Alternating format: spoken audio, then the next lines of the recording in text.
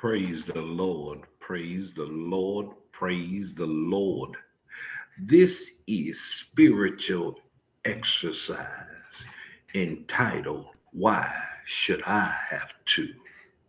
We know that we done come into the church. We done changed our ways. We done stopped doing some of the things that we used to do. We done changed our clothes. We done put on some new shoes. We done put on a jacket. We done took off to some of that old stuff that we used to do. We done caused ourselves to walk a little bit better, smell a little bit better. We done start taking a bath every day. We done put on some cologne every day. We done put on some deodorant every day. So now we look a little bit better. Our teeth being brushed every day. But why should I have to be a witness? How come I just can't just put my little money in the collection plate and just sit back here and just sit down? Why should I have to do it? Why should I have to be a witness? I'm not a witness to anybody. I'm doing the best I can. I'm doing what I can do. I'm doing what I should.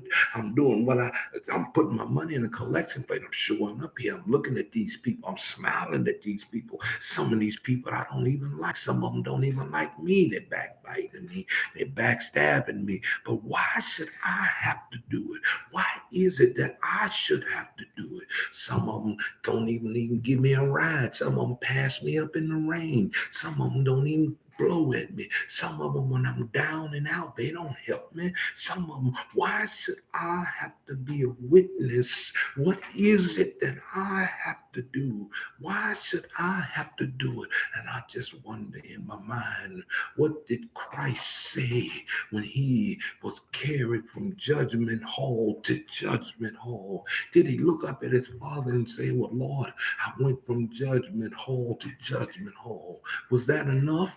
And the father didn't answer him. And they took him and they said, well, and they presented him and they said, well, I find no fault in him. And he looked up at his father. He said, well, is that enough?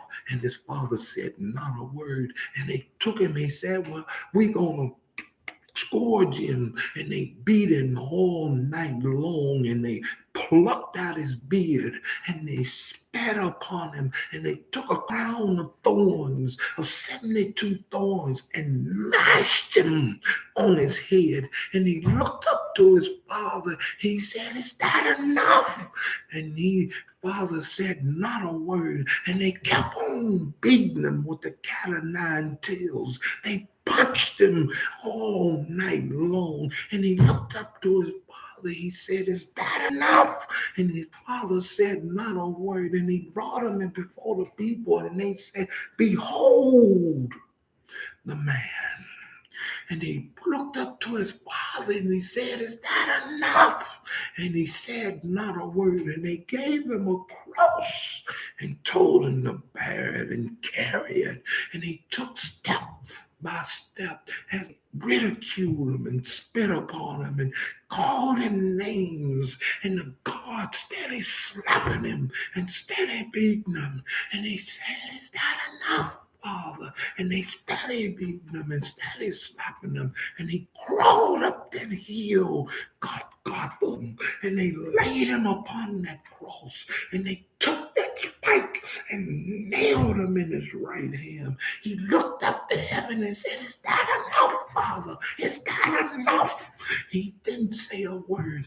And his father, and they took another nail and drove it in his hand. He said, Father, is that enough? And they drove it in his feet. Is that enough? And they raised him high. And he looked up in heaven. He said, Eli, Eli, Mater, why do thou forsaken me? Is this enough? Bam! And they raised him. And the Bible says that he looked up and he said, it is finished. Why should I have to? Because how can you love a God that you have not seen if you cannot love a brother that you do see? Why Why should you be that witness? Because Christ loved you first, and you should want to go all the way to make sure that your love is enough. Today,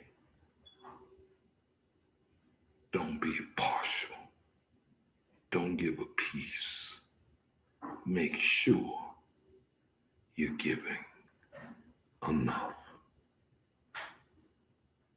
This is a spiritual exercise.